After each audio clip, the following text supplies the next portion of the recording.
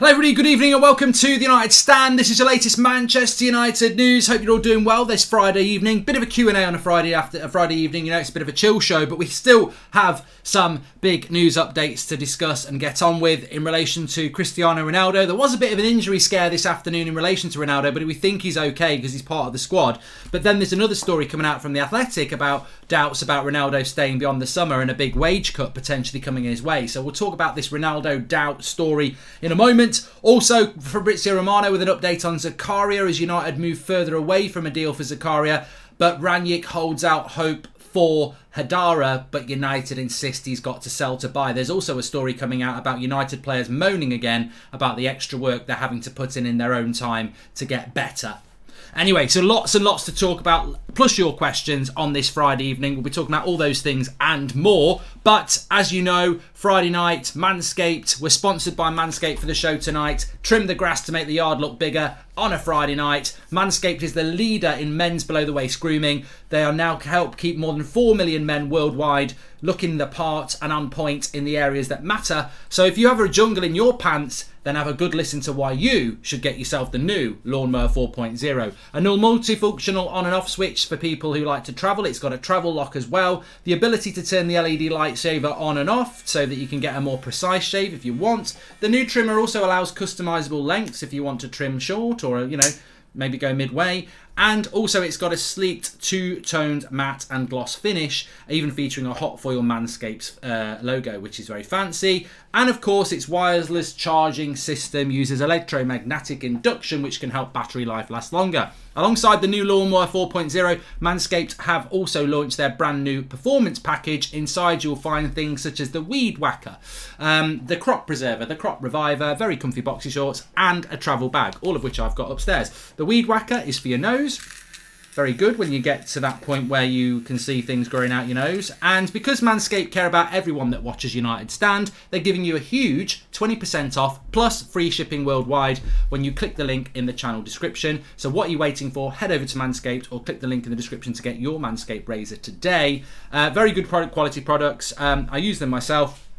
20% off. Trim the grass to make the yard look bigger. It does make a difference. And if you want to get your nose cleared out, which I think I've left it a few days. Very, very good. Very good products. Big shout out to Manscaped. Don't forget to give it a go. You can get 20% off and free worldwide shipping. Renate with the super sticker. Thank you very much. Okay. Right, let's fly into the show. So we're going to start off talking about Cristiano Ronaldo, although I really do want to talk about the transfer updates because they're the things that are annoying me. I don't know whether you've noticed that Man City are going to buy a player in January, even though they've already won the league. Spurs are now being linked to Adama Traore in January. Arsenal are being linked to 2 or 3 players, and United are going, January's a difficult time to buy. We're going to wait till the summer. So we're going to wait till the summer when the club's fucked. Yeah, we're going to do that. Players dissing Ronnie because he won't leave the landing light on when he tucks them into bed. Good evening, Mark, says Luke82. So let's talk about Ronaldo. Look, I had actually called it Cristiano Ronaldo injury doubt, but now we've taken the word injury out because I think it might be a bit scaremongering to say that. After the press conference, a quote came out from Rangnick to say that Cristiano Ronaldo had been treated for a few hours yesterday for a neck problem, but he has trained today and he is part of the squad, so you'd expect Ronaldo to be playing tomorrow. But look, it is a concern. It doesn't necessarily mean he'll start tomorrow. He might not be risked tomorrow, but considering we've got 2 weeks off and we need to win, I think Ronaldo has to play. Cavani's back in training as well, so that's, you know, 2 positives. Look, I think Ronaldo has to start tomorrow, and look, it would have been a major blow if if this injury had kept him out, because Ronaldo's not really a player that suffers with injuries, and we have seen him recently miss a game like the Villa game last week, so we don't want him to start picking up injuries and missing games. We've already got a striker like Cavani in that, so I'm confident that Ronaldo will be part of the team tomorrow as he trained today, but there was a bit of a scare earlier and potential injury doubt. However, there is a story that sort of elongates the Ronaldo doubt, which I will bring to you before we start talking about ZAKARIA and Hadara updates. This is from Laurie Whitwell in The Athletic, saying that certain players at Manchester United are concerned that Cristiano Ronaldo may well leave the club in the summer, especially if they're in the Europa League, because he'll face a pay cut for that. My question is, and we won't get the answer, I'd love to know who these gobby players are who are telling Laurie Whitwell something every bloody day about Ronaldo. I mean, I'd love to know who they are. It's not Laurie Whitwell's problem. I know it's a journalist. You've got your sources. You protect those sources and you respect those sources. I have people who tell me things and I don't tell you who it is unless they're coming on the show. So I understand that he's not going to disclose that. But the reality is he is getting stuff from players quite clearly. And that to me just pisses me off. Not because he's getting people talking to him, but because, I know and you know that Ronaldo will probably leave in the summer if we're in the Europa League. But you don't really want that coming from the dressing room. Really, you don't really want them I don't want them to be leaking stuff out about other players anyway, because it's stabbing them in the back. But look, reality bites. Let's be real. If we're in the Europa League, I think Ronaldo leaves. He wants to win trophies. He's not got many years left. We need Kenton Proctor in our starting squad, says Logan. I love that, Logan. I'd completely forgotten about that since I'd finished the stream. I just don't get this hypocrisy of the board. They say Rangnick's got to sell to buy new players, but on the other hand, don't want Donny, Lingard, Henderson to go. Shawnak. And I think they're just lazy, mate. I think that, my theory is they're just lazy. I totally agree with you. There are plenty of players that could leave this month or could have left by now, which would have freed up wages and money to bring players in. But I just think they're lazy. I think they'd rather go, can you get on with what you've got and we'll sort it out in the summer. United just seem to have this lazy approach to anything, reactionary. We'd rather do it in the summer. Let's wait till the summer. And, snooze you lose. Leaks are like rumours spread by liars and believed by idiots. Also, this is the same team that's been rubbish before Ronaldo. Ronaldo is just a bigger target, says the Honest Tiger. Yeah, so look, the Ronaldo stuff is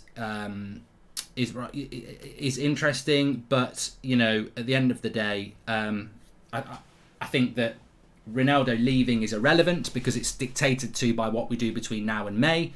And Ronaldo will not talk about leaving until the summer anyway, so that's irrelevant. I'm more concerned with Cristiano Ronaldo being on the pitch tomorrow. And I think his return from goals scored with his head is pitiful because we are not putting good crosses into the box. And I really hope that we can start to do that because, to me, that's where Ronaldo is at his best. And I hope that we can do that tomorrow and I hope that we can continue to do that because I certainly think if we put enough crosses into the box between now and May, Ronaldo will score enough goals to get us into the top four. And that's got to be the challenge for the team. So all these injury doubts or doubts about whether he's going to be here in the summer, that injuries obviously are going to be a problem, but doubts about whether he's going to be in the summer, it's in our control. If we're in the Champions League, he won't go. You know what I mean? This is what I keep saying. I agree that if we're in the Europa League, he will go. But we have control. We have no control on Paul Pogba. Europa League, Champions League, FA Cup winners, doesn't matter. He is out of contract. We can't control that. Cristiano Ronaldo, we can get in the top four and keep him at the club. And that's and it's not just Ronaldo, it's other players as well. Keep them happy at the club. What does Varane and Bruno and other players start to think in the summer? What does Rashford start to think in the summer if he has another bad 5 months and it's not going well? We can be the authors of our own destiny, and that's what we need to do. And the players have to come together. There's just too much moaning around that squad. I mean, this story. Please, could you say happy 18th birthday to Ivan? Says Jack. I've done it once before, but happy birthday. And Mark, Ronaldo should go to PSG. The way these players have thrown him under the bus is disgusting. We don't deserve him, says Elijah. I think the underlying current that bothers me, and I will talk about Zakaria and Hadara in a minute, but I'll bring this other story. So this is coming in from Disco Mirror, who's been reasonable in relation to information around United over the last few years. He's a bit hit and miss, but he's been reasonable, so I think you have to acknowledge it and discuss it. He's come out with an article tonight saying that Ralf Rangnick is obsessed with video analysis, which is true, and we know it. And he's basically he's individualised his video analysis for players, so that what he does is training, and then he'll give them a video, probably gives it as a DVD or something like that, or a link. So if I'm Cristiano Ronaldo, I get a video, maybe an hour or two to watch during the week where Rangnick has spoken about what they need to do and improve on, and it individualises for them. Now, players are not happy about this, that they're having to do this in their spare time. They're also not happy that Rangnick has moved training from the morning to the afternoon. And look, you know what? It could be one player, it could be 10 players, it could be a revolt, it could be nothing. But the reality is, it's not a good look, is it? It's not a good look when you are nowhere near top four, most of you are playing badly, and stories are coming out that you're moaning about doing your homework. It's Manchester United, And, the thing that bothers me about this is, look, I know certain footballers who treat football as a job.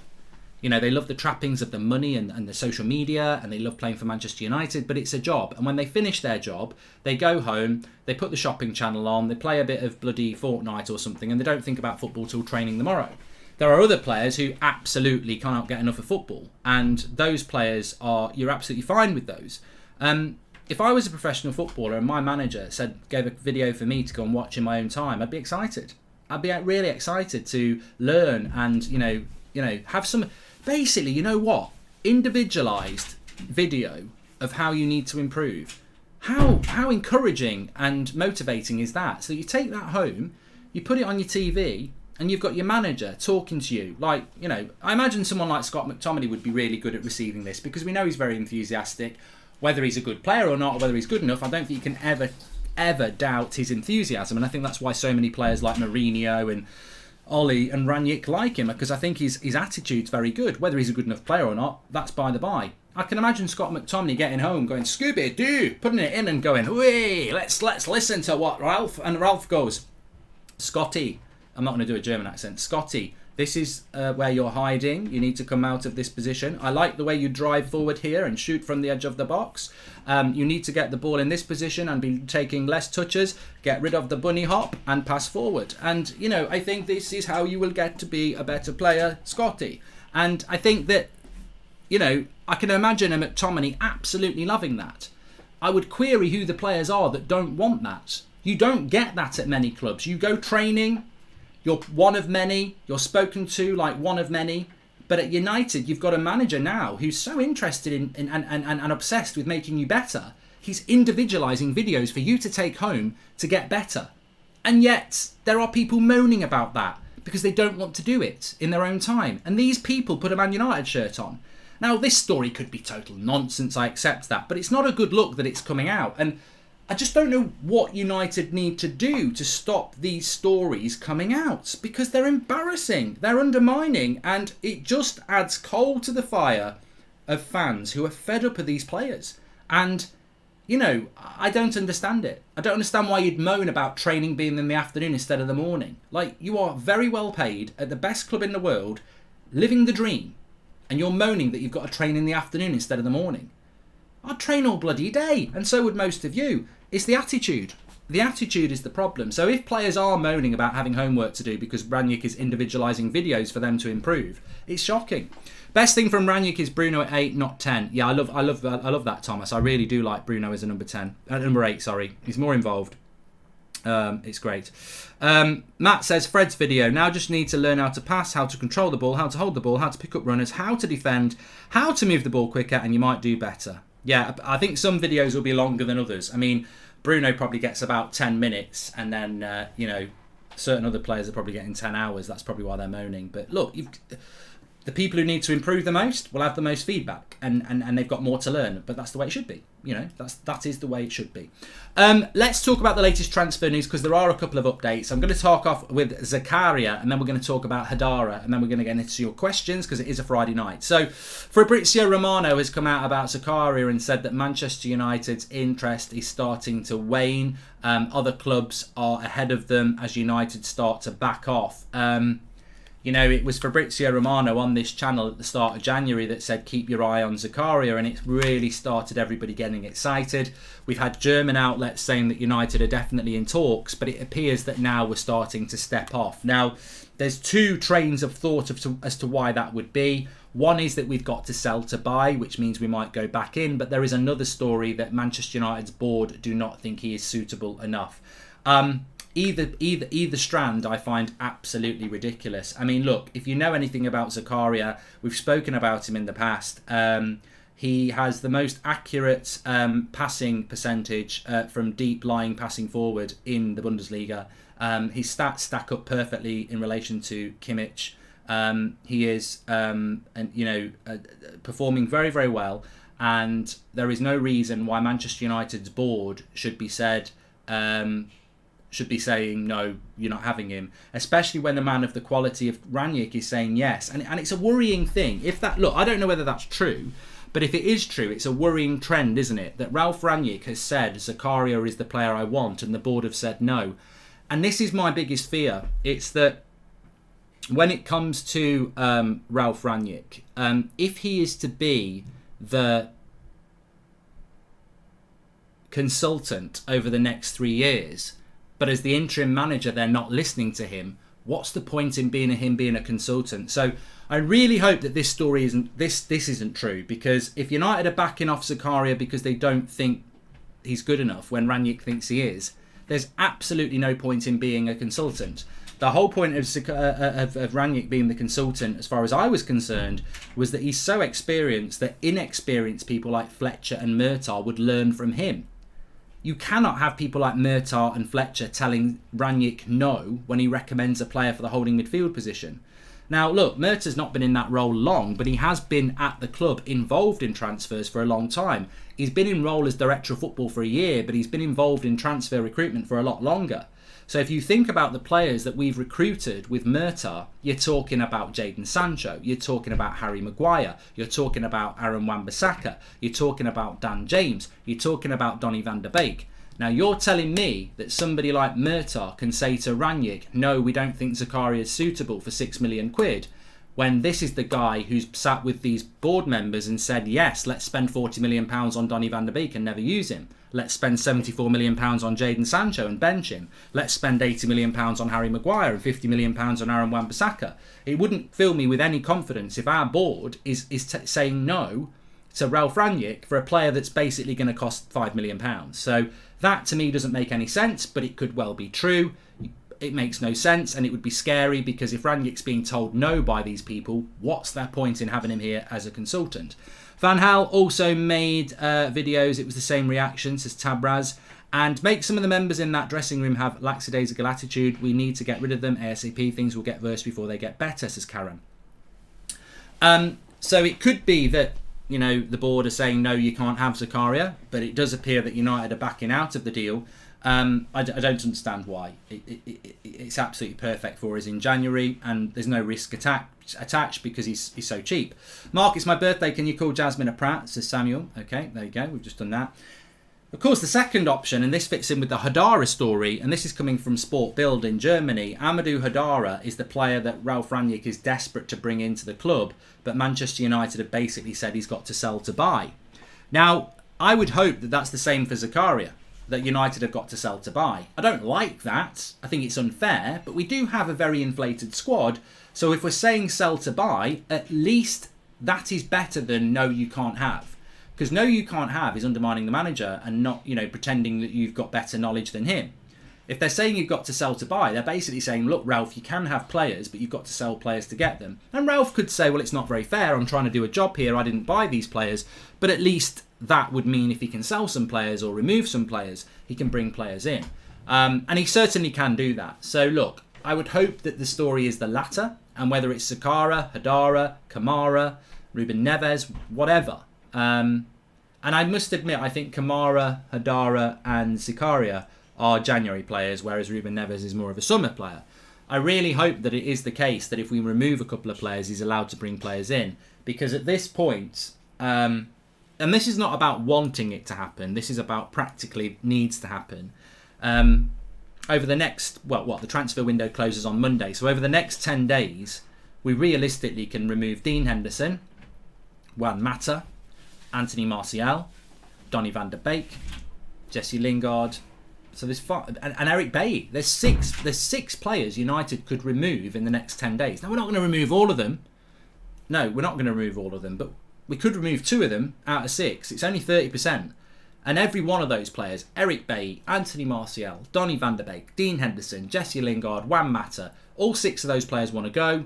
All 6 of those players are movable in the next 10 days. And as I said, not all 6 will go. I'd rather we only got rid of 2, but 3 would be fine.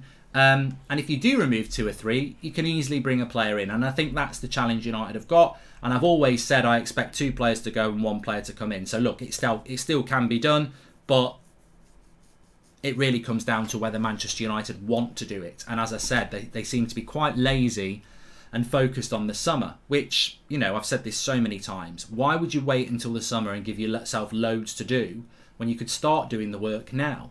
Mark, I think even if the summer window, we will need to recruit a good few positions, especially the midfield. This window should have been used for something, which is what Phil's saying basically.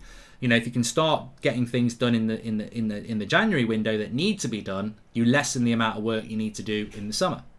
Maybe Zakaria has better options and sees the mess at United. He might be careful about the possibility of being the next Donny van der Beek, says Benson. Well, look, I mean, that's a great point by Benson, and that's the worst option of them all, that he actually doesn't want to come to the club. Could be true. What we know about Zakaria is that we were interested, that we spoke to him. So you know what? That could be an option. It could be that he just doesn't want to come. So that definitely could be the case. But Paul Pogba's back in training. We've seen that. If we win tomorrow, we have to win tomorrow. But if we win tomorrow, as I said, my fear would be that they'll go, we'll be fine. And maybe we will be fine. I can only predict that we won't be fine. Maybe we will be fine. But I certainly would hope that over the next few weeks we will see a better United. We can't be much bloody worse. I think we will see a better United. The longer they spend with Rangnick, the better. But how good this United team can be when it's got a glaring issue in the midfield. I mean, what I want to be doing is saying in the next 3 or 4 weeks there's a massive improvement in that midfield. But where I keep coming back to is that McTominay played well in the second half against Brentford, and so did Bruno. But in the first half, they got absolutely dominated, and they were losing runners with Fred all over the place. We know that McTominay can have a good game against Brentford and Burnley. Can he have a good game against Arsenal, Man City, Spurs? And even if he can have a good game, he's clearly a number 8. Fred is the worst of the lot, I feel. I think McTominay has surpassed him, and that's a credit to McTominay, because for a long time I felt Fred was better than McTominay. But Fred's good performances are so rare now that, I thought he was poor against Villa and poor against Brentford. The funny thing is he did get an assist in both games, but is an assist good enough? That's up to you. Pogba comes back in. Well, we know Pogba's a good number 8 as well. He is. And Bruno's dropped into the number 8 position. He's very good. We've only got one player who can hold the midfield, and that's Nemanja Matic. And, that's where the weakness is going to be. Never sell Goldbridge. Keep him with aim of winning the Champions League before he retires. Give you a deadline and a last dance season. Glad you like the new sliders, says Mr. Bowen.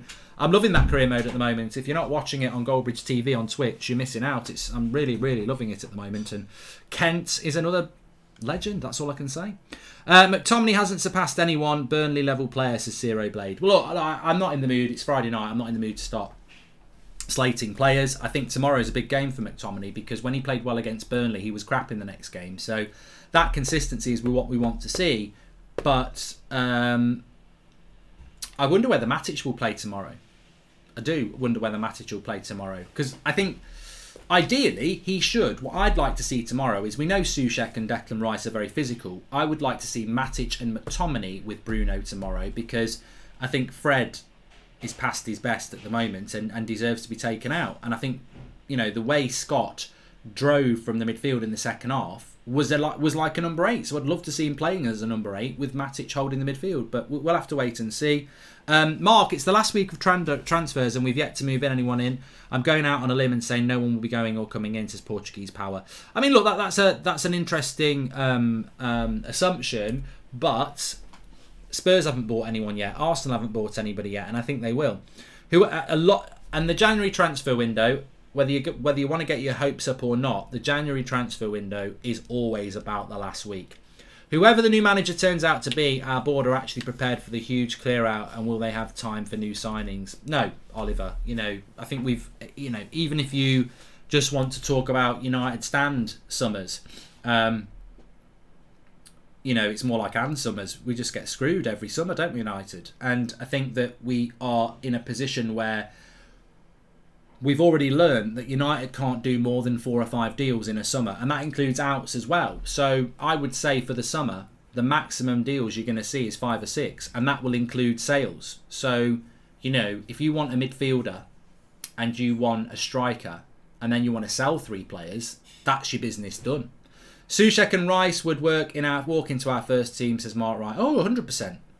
Romu and Ward-Prowse would walk into our first team. I mean, look, let's not disrespect Souček and Rice. They would be very, very... I mean, can you imagine United playing with Declan Rice at 6, Souček at 8, and Bruno as the other 8? We'd be sorted. So, yeah, of course they would. Who do you think will leave this month and come, says Jayling's fam. Always putting me on the spot. So, I think Jesse has to go. It doesn't mean he will go. I think Donny has to go. Doesn't mean he will go. I think Martial has to go. Doesn't mean he will go. And Dean Henderson has to go. Doesn't mean he will go. So 2 from those 4 make total sense. And probably all 4 of them want to go. 1 incoming, CDM. As simple as that. Mark, so we've done that one. Thank you very much. Mark, some of the members in that dressing room have done that one. I just watched the YouTube video Manchester United posted of training and noticed that the British players and international players have different rondos. Coincidence, says Vikrant. And are the board listening to... Look, at the end of the day, if you're talking about cliques, which clique would you rather be in? Rashford, Maguire, Shaw, Wan-Bissaka, McTominay, Greenwood, or Ronaldo, Pogba, Bruno, De Gea. I'm not saying those are the cliques, but it's a shame if we've got those, because ultimately, as an English person myself and as a Brit, I'd like some of our players to be learning from the likes of Ronaldo and Pogba and players that have actually won big things. Are the board hesitant to bring someone in because Ranić is only an interim? It was Poch or Ten Hag. Do you think they'd get what they want? Says Oz. No, you know what? I think it's a great point, but I don't think if we had a permanent manager they would be active in January. I really think United have been very clear in putting a statement, in putting the news out that they want to wait until the summer. I don't think it's anything to do with a new manager. I think they can use that as an excuse, but I don't think it is. Like, Ranić's here for 3 years. He's a consultant. So if Ranić says this player is a really good player and will make this midfield better, how can that be a bad thing for a new manager? Like, look, at the end of the day, Pogba's going to leave, Donny's going to leave, so that leaves, and Matic is going to leave. So from 5 midfielders, you're left with McTominay and Fred. If you bring a midfielder in now, that's still only the new midfielder, Fred and McTominay. So if Pochettino comes in and goes, well, the new midfielder might not have been my choice, but he's still better than McTominay and Fred, and I need a couple more anyway. So it's a poor excuse to say that we're waiting for the summer, because we know there's going to be 3 spots in that midfield in the summer. So bringing one in, who many people would say straight away is better than McTominay and Fred, won't be a problem for a new manager. Don't be surprised if we manage to sign a player near the end of the window as a panic buy. It always happens in January for United, says James. I think we will get somebody in. As I say, logically, I can't confirm it, but I think we will. Paul O'Connor, welcome to the United Stand Members Club. Appreciate that. If we buy in January, don't mean they get a game, says the honest type. Well, I'd like to get to a situation where we do buy in January, but look, I think there's 2 things that come to mind when you say that. First of all, there's no guarantee that any manager is going to make United successful, because any manager at United is beholden to this board, and every manager we've appointed has failed miserably in their attempt to get us into one title race. And some of our managers have been very good, and some of them have not been good, but they've all failed, and I don't think the board have really helped them. So I don't think any manager that we get I will get excited about, because I think it's difficult to be a Manchester United manager with that board. And the second thing we've learnt as well is that you can sign a good player that gets everybody excited and completely misuse them. And that, I'm not just talking about Van der Beek there. There has been other players that we've signed and completely misused. I know Schweinsteiger got injuries, but again, he seemed to be a victim of Mourinho not liking him because he liked Van Gaal. So Mourinho misused Martial, he misused Rashford. We're very good at that as well. So even if we bought Ruben Neves in January, doesn't mean he'd spend all the next year on the bench. Will Ralph have more power as a consultant, says Oliver Barker? Well, this is the thing we're trying to learn out. Why does it always seem like we're always 2 or 3 players away from success? It's really jarring, says Ed B. Because ultimately, we don't buy in the areas that we need to buy. The last couple of summers, and maybe 3, my priority signing has been a centre defensive midfielder. Definitely the last 2 summers, at the start of the summer, I said CDM is my priority, and I remember a lot of you did as well. And the last 2 summers, we haven't bought a centre defensive midfielder. We bought Donny the year before, and I can't remember who else we bought. Oh, that was when we got Cavani and Pellistri and Ahmad and Tellez. No CDM. Last summer, Ronaldo, Varane, Sancho. No CDM. That is why we're 2 or 3 players away. I was over the moon when we bought Varane. I was over the moon when we bought Sancho. And I was over the moon when we bought Ronaldo. But ultimately, the balance of the team is wrong. a really good right winger, a world-class striker and a world-class centre-back is not going to work if you don't have the core. And a CDM is the core. And United have ignored it. They've basically become a Poundland version of Real Madrid in the early noughties when they just bought Galacticos. Roberto Carlos, David Beckham, Zinedine Zidane, Figo, Ronaldo. You know, they bought all these players and they actually didn't win many titles. I don't think they won a Champions League. I think they won one La Liga. And they spent ridiculous money on superstars. I think United have done a Poundland version of that, where they have bought some superstars, but they've not built a team. And Ronaldo's the best example of this. You know, people talk about, you know, Ronaldo's not done as well as he could have done, and I agree. But I think the big part of that, you know, I don't think Bruno has games where he could have done as well as he could have done. Cavani, Rashford, Greenwood, Sancho.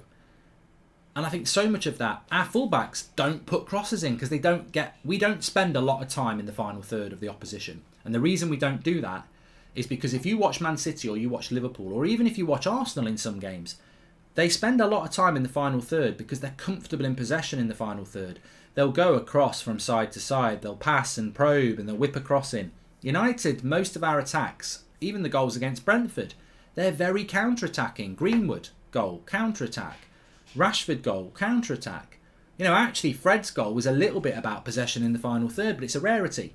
So how do you get up the pitch? How do you spend a lot of time in the final third of an opposition team? Well, your midfield's massively important, because if you are spending time in the final third, your right winger's in the right wing position, your left winger's in your left winger position, your striker's in the box, your number 10 or attacking midfielder is off them, looking for making things to happen. Your fullbacks are bombing on and overlapping. So your two number 8s or your 6s, whatever you want to call them, they are in the centre of the pitch and they are the metronome. They are the player that gets the ball, keeps it moving and keeps you in the final third. Well, we haven't got players to do that. And that has been our problem for well over 2 years. We're not able to get up the pitch and keep possession because we don't have midfielders capable of doing it. Mark, and that's why United are 3 or 4 players away from winning titles, because, you know, gradual erosion will always be a problem anyway. Your right back that's good now, in 2 years, might need replacing. So, but the midfield has been a massive problem at United for a long time. Mark, don't you think we should play a 3-5-2 if we don't buy CDM? And if not, then Matic should only play in the Champions League as the league is already gone, says Druv. I'd rather United don't buy no one this window, but buy good in the summer. We panic buy now. We don't have the funds in the summer. Same excuse as Sergio. Look, with all due respect, I think that is a ridiculous opinion, but I respect it because it's your opinion. You'd rather wait until the summer. Well, what if I said to you now, if we bring a player in now, we'll get in the Champions League, but if we wait till the summer in the Conference League or the Europa League? It's a defeatist, pragmatic, bank balance approach. And you've literally justified it because you've said, I'd rather keep the money for the summer. So really it's money that's bothering you. Well, you know, if money's your problem, we're letting Pogba walk out the door who's worth 60 million. We're letting Lingard walk out the door that's 20 million. So, you know, if money's your problem, I wouldn't give money as an excuse for this board because they've wasted enough. We're still years away from serious success. Without good owners in the modern world, you haven't got a chance. I agree, Joe. We've spoken about that before. Val Atita, thank you very much for becoming a member. And hi, Mark. Love the channel. I've been watching since 2006. You haven't, Alex, because we've not been running that long. Going back to what Druv said about a 3-5-2. Look, I know a lot of you like the 3-5-2. Personally, I bloody hate it, and I don't want to see United do it. My theory is, and I'm, you know, it's a theory, it's not a fact. My theory is that the reason we go to a back three is to help Harry Maguire, and the question for me is Harry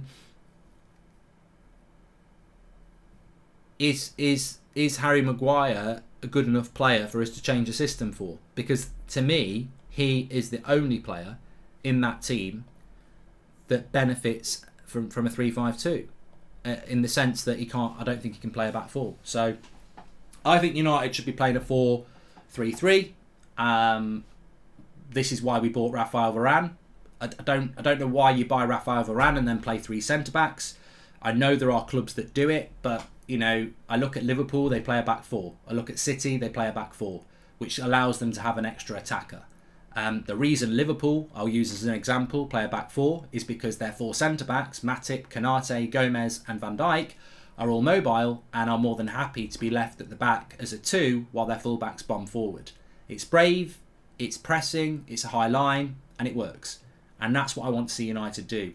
I don't want to see United become Chelsea, who at times can be quite infuriating for their fans.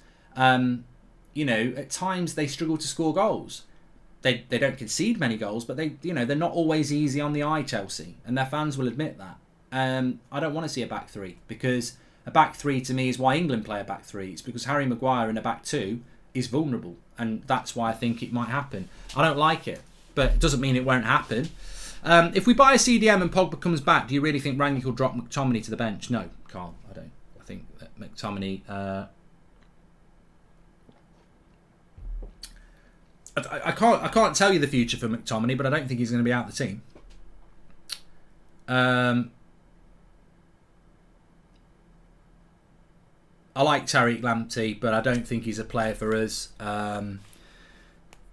The issue with Tariq Lamptey is I think he's fantastic. I like Cucurella, the left back, as well. I mean, to be honest with you, I'd take both their fullbacks at Brighton. They're absolutely fantastic, but... we've got Aaron Wan-Bissaka, we've got Diego Dalot, and we've got a very good young player in Ethan Laird, who should hopefully be given an opportunity in the next 18 months. We've still got Brandon Williams, who's playing regular Premier League football as well. So I just don't think that's probably if Ralph Rangnick knocked on the door and I was the CEO and said I want Tariq Lamptey and I want you to spend 30 million on him, I probably would say, mate, at the end of the day, Dalot, Wan-Bissaka, Brandon Williams, Ethan Laird. If you want Tariq Lamptey, find me buyers for two of those at least. We're very stacked in the right back area. Whether they're good enough is the problem that United have got in other areas. Some people might say we need a centre back to play with Varane. Well, solve the problem of an £80 million captain who's going to pay his wages at 200 grand a week and give us our money back. Solve me the problem of Victor Lindelof. Who's going to take him? Phil Jones, Eric Bailly. But really, at centre-back, we will not be given a centre-back because I think Lindelof's happy to fight for his place. But you can't bench Harry Maguire. You can't bench Harry. I would, but you can't. Man United have put themselves into a position where they can't bench a player. We were just talking a couple of minutes ago. They've put themselves in a position where they might have to go to a back five just to accommodate that player. So... we won't be getting a centre-back either, whether we need one or not. I personally would like 4 centre-backs like Liverpool that are very mobile, that allow you to play a high line and a back four. But we're letting one of those go in Eric Bailly. He is perfect for a back four. So, and also, how can we go to a back three when we've only got 4 centre-backs? So, I don't know. I don't know what the future is for United in relation. This is why I worry about United's future, because everywhere you look, you have concerns. Ronaldo and Cavani are not getting any younger. Rashford and Greenwood, are they wingers? Are they forwards? Martial, Lingard, Van der Beek, Pogba. There's somebody else I've forgotten. Want to leave. Centre-backs, are they good enough? A lot of people who are leaving are not going to have any resale value. Cavani, Ronaldo, Pogba, Lingard. So, If you're asking me, are United going to get better over the next 5 years or are they going to get worse? There's hope and belief that we can get better. But there's actually evidence that we'll get worse because I can see us losing a lot of money over the next 2 years. I can see us losing a lot of players that you'd like to keep over the next few years. And I can see us stuck with a lot of players that you probably don't want over the next couple of years. And that isn't conducive. And also we know, unfortunately, that dressing room is in conflict with people who want to win and people who don't know how to win. There's not a unified dressing room. You can see it. Sorry for putting you on the spot again, but can we identify the moles in our dressing rooms, says Karen? No, I won't do that because it's not my place to do that. And to be honest with you, I wouldn't betray the trust of anybody who gives me information from Manchester United unless they were giving me information that I felt was derogatory, and I don't get that sort of information. So, and I wouldn't receive it. I have a good idea who the moles are, but I'm a professional. Well, but I am professional in the sense that I don't stab people in the back like that and put them out there. I don't like that. I don't like what Ranić said about Ronaldo in the press conference today, that he, saying that Ronaldo said, why couldn't you take one of the young players off? Because it doesn't do Ronaldo credit, that doesn't. I didn't like it when he said Martial refused to play. So, I didn't like it when it came out about Dean Henderson being the mole, because he's not the only one, even if he is one. Anyone see the articles that saying that Fred was like a new midfielder under Ranić? We aren't getting anything but disappointment in January, says Noah. Well, look, I think Fred plays with a smile on his face, and a lot of people like Fred. I like Fred, but again, it's all about opinion is. But I think Fred's been crap the last 2 games. I was disappointed in the player rating for McTominay on Wednesday night, because I think he came out with 6.2 and 6 is average, and I thought he was a 7. I gave him a 7. I thought he was better than average, and he was poor in the first half, but second half I thought he was really good. But Fred, no, I don't think. For me, I don't think an assist makes him have a good game, and I think we're falling into this trap. Some of us that look. If a Man United player who's not been very good this season plays well against Crystal Palace at home, is that the standard now? I see a lot of people online after a performance against a team in the bottom half where somebody does well and they're gassing them up like they're the reincarnation of Roy Keane, and I'm like, well, if you haven't seen such riches, I could live with being poor. But the reality is, I'm not going to be poor. I think it's a poor view. I'm used to Manchester United players winning the major trophies. I'm used to Manchester United players putting in, man of the match performances against teams like Liverpool. A Man United player playing an 8 or 9 out of 10 against Burnley or Norwich or Newcastle. Wow. They should be. Every single game they should be. You're playing for Manchester United. You're on more money than most players in the league. And we're bloody blowing steam up their arse because they have a decent game against the lower half team. That's how low the standards are. Consistency will set us free. So you think with Newcastle, Sale and other well-run clubs we would be reduced to a mid-table club? Because I don't see owners doing anything, says Druv. Look, there's every possibility United could get worse before they get better. We're coming. I can't believe we're coming up for 10 years without a title. Why is it every season we're told we're at the start of a project? We've been screaming for a CDM midfield general after we finally got Bruno in January, says Paul. Yeah, I know. We needed a CDM for a long time, Paul. I agree.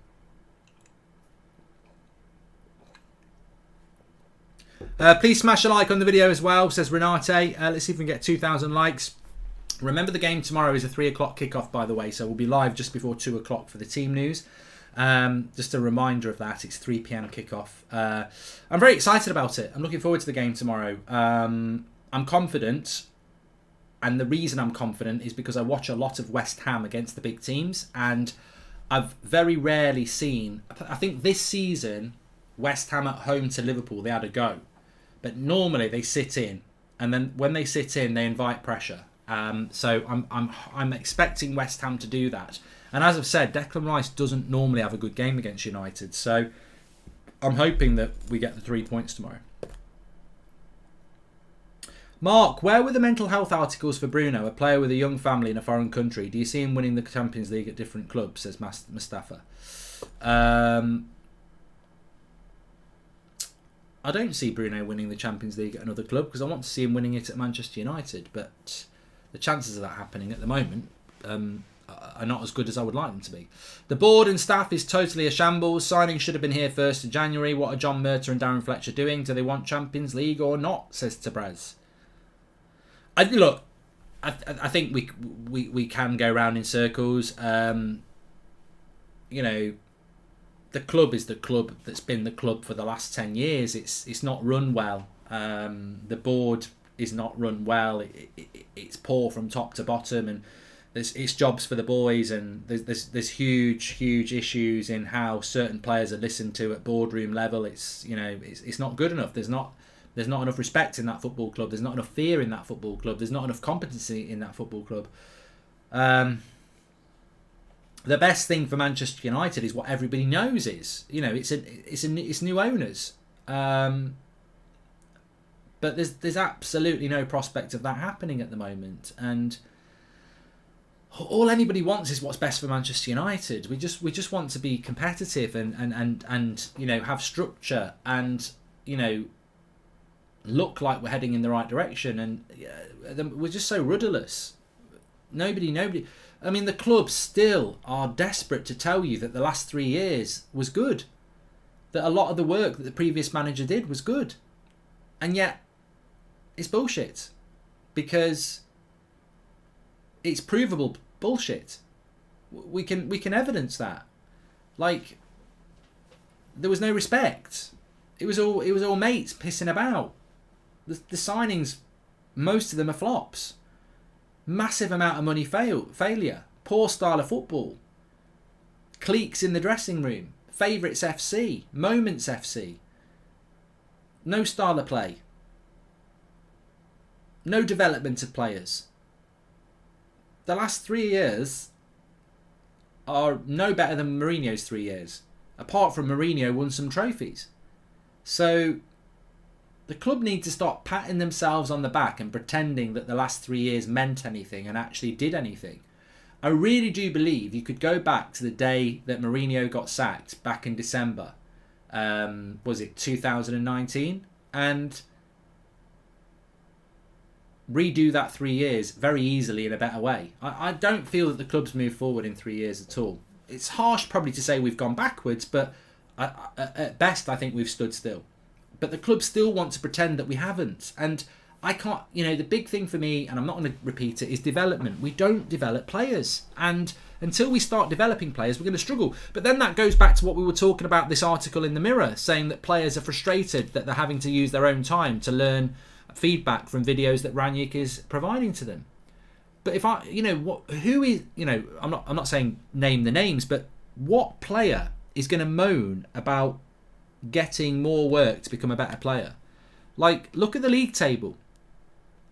Do you not wonder why Man City are top of the league and Liverpool are doing well, and then wonder why you're not doing well? Do you think Liverpool and Man City players are moaning about extra work and how they can become a better player? I think they're moaning that they want to get back home and get on Tinder or bloody watch UK Gold or whatever it is they want to get doing instead of doing their job. Development doesn't exist at Manchester United. Now, whether that's through bad coaching or whatever, it doesn't exist. And I will always be sympathetic to our players in that sense, that I look at Marcus Rashford, I look at Mason Greenwood, I look at Bruno Fernandes, I look at Harry Maguire, and I look at them 3 years ago and I don't really see much of a difference. But I look at Jota, I look at Bernardo Silva, I look at Mahrez, I look at Mane, I look at Fabinho 3 years ago and look at them now, and I see different players. Even though they were good 3 years ago, I see different players. Development doesn't exist at this dojo, does it? No, sensei! Why does it feel like the players are bigger than the manager, says Cormez? Because they've been allowed to be for the last 3 years, and that's the struggle that's going on at the moment. That's why you keep getting these leaks about we don't like this, we don't like him, we don't like that, because they're trying to undermine the changes, because that's what players over the years know to do. If they don't like something, they try and destroy it through leaks, and that's why we're getting it. But also on top of that, I've got to be fair and say there is justifiable unhappiness in that dressing room, and you will get leaks and discontent from that. And we don't need to name players, but there are players at that football club who've been treated badly since the summer, who've been made promises that didn't get followed through on, who are not happy and are turning up to training. And it's very hard to have unity, desire and a vision going forward when you've got players that don't want to be there. But again, that goes back to the board, who should be moving those players on. Even if it's loan deals, at least they go away and be happy, and then they might come back in the summer. I mean, look, imagine if Donny van der Beek goes on loan to Everton last summer, has a really good season at Everton, proves himself to be a Premier League quality player, comes back to United in the summer with a smile on his face and says, I want to go to Everton, and United go, no, you've proved yourself, we want you to play here. He's not there being miserable, he comes back and he's happy. United just mismanage situations. Amad Diallo, what are we doing with him then? You know, there's so many players at United who need to play football who aren't playing football, but you could solve it by managing their careers. It's about, you know, development. It goes back to development, doesn't it, again? Amad Diallo could be on loan at Derby County now. Donny van der Beek could be on loan at, I don't know, Newcastle now. Jesse Lingard. You know, we could move players on and develop them and make the players that stay behind happier because it's more unified. Edward, welcome. Thank you very much for the super chat. Appreciate that.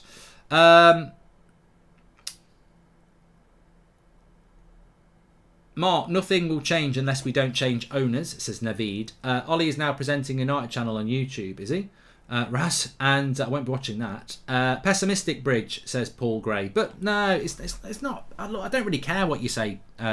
If you're happy, good. If you're positive, good. If you think we're going to win the league next year, good. If you think we're going to win the Champions League this year, good. It's your opinion. I'm not here to convince or change people's minds. I would love us to win the Champions League. I would love us to get top 4. I would love us to win the FA Cup. But I feel that there is a cycle at United.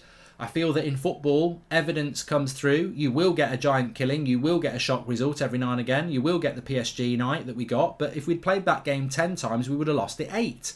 So I just think with the league campaign, we're not going to scam it. And we don't deserve top 4 at the moment. So unless something massively changes positively, if you're asking me if we're going to get top 4 right here tonight, no. Because the evidence is not there. Doesn't mean it won't happen, and if you want to be positive about it, that's absolutely fine. I hate not being able to watch 3 PM games, but having the watch along on this channel makes up for it, says Glenn. Yeah, it's a bit of a pain in the arse, but you know they don't seem to want to change it. And yeah, it's a big game for us tomorrow. We need to win. I think a draw tomorrow is a bad result, isn't it? Would you rather have oil owners than Glazers, Mark, says Comis. I don't think the grass is always greener. You could certainly have worse owners than the Glazers. But everybody's got skeletons in their closet. So, you know, where's this perfect owner going to come from? And, I mean, look, at the end of the day, I can't give an opinion on a hypothetical owner that I don't think is going to happen. But I don't personally think the Glazers will sell United for a very long time. You know, the guy who bought Man United died years ago, and the club passed to their sons. I'm sure they've all got kids as well. I think this is a family business, and I think they will just, you know, and it makes a lot of money. I think the Glazers are the Glazers. They're a family. It's passed down from, was it Malcolm Glazer? It's passed down to the sons. And I think other maybe daughters, I don't know. I don't delve into it that deep. But I think they'll pass it down as well. Realistically, I don't want to say this, but I think the Glazers could be in charge of United in 50 years. And I think the only time they'll sell us is when we're in an absolute mess. You know, when we're really losing money, when when the club's in a right state. Because we're still making money now, despite the poor performances and no league titles. Anyway, look, we're approaching 9 o'clock, and I could go on and on. But I love the Friday night show because it just wanders into questions and answers, which is what it's all about. But the tomorrow is such a big game. I'm confident. I am confident again. Although this international break, which doesn't feel like an international break, will go quite quick because of the transfer window next week, and we are playing 2 weeks tonight, so it's not like we've got to wait till a Sunday in 2 weeks' time. But our record before international breaks is not that good, is it? We got beat by Liverpool, didn't we? Didn't we get beat by Man City on another one? I think we got beat by Villa before another one. So I don't know whether we've won before an international break this season. So hopefully we can right the wrong from that. Yeah, I think it's going to be a very interesting game tomorrow. Leicester owners are good, says Dan. Mark, I think Ralph Rangnick did not anticipate that the club was in this amount of disarray. He has to change the culture. This will not be an overnight success. We didn't get this way overnight. This is years of neglect. Yeah. And Portuguese power makes a good point, because and I just want to finish on this because I think it's a really good point. If, in my opinion, the last 3 years has not been good, the style of football, the lack of trophies, the wasted money on players that weren't good enough, the lack of development of players over 3 years. If there's loads of things that have gone wrong over the last 3 years, how long do you think it's going to take to put it right? The logical answer is at least 3 years, because for all those players that you've bought over the last 3 years, you're not going to be able to sell them in 3 minutes. You're probably going to have to take 3 years to sell them all. And for all the development that those players should have had over the last 3 years, you're playing catch up, so it's probably going to take 2 or 3 years to develop them. It's a logical answer to say that however long you think this has been going wrong, it's going to take that long to put it right. And if we go back to the start of the Solskjaer reign, I'm pretty sure there was a lot of talk from ex-players, from Ed Woodward, from the media, that this was a 3-year project and to be patient. Well, surely that applies now when that project's failed and has actually been a big failure. I think it's going to take years. I do. And also, remember, is the project starting today? Some people think it started when Rangnick came in. I don't think there's evidence that it's starting with Rangnick, because Rangnick's probably not going to be the manager. He's an interim. He's papering the cracks. I don't think we've even started the journey yet. You know, there's a lot of players that haven't left who will leave, and we don't know who the next manager is. So realistically, when the new manager comes in, that's probably when the clock starts. So 3 years from whenever we start the journey, and I don't think it started yet. The first generation of a business make it, the second run it, and the third generation wreck it. My Welsh opinion, says Scott Derbyshire. Look, thanks everyone. I've really enjoyed the show tonight. Bit of a therapy session in the end, but some good conversation, fantastic community. I absolutely love doing these shows on a Friday night. I like them all, but I like the Friday night show. It feels a little bit more different. And remember, Manscaped, 20% off, free worldwide shipping. You can get your lawnmower 4.0, trim the grass to make the yard look bigger down there, and they've also got the weed whacker, which I love, which just gets it all out, clears out the nostrils. So 20% off. Big shout out to Manscaped. Click the link in the description and check it out. You get free worldwide shipping as well. And I'll see you all tomorrow for a massive game for Manchester United. Take care, everyone. Have a good day, evening, morning, whatever you're doing. Check out Manscaped on the description. Just take a look at it, see what you think. And I'll speak to you all in a bit.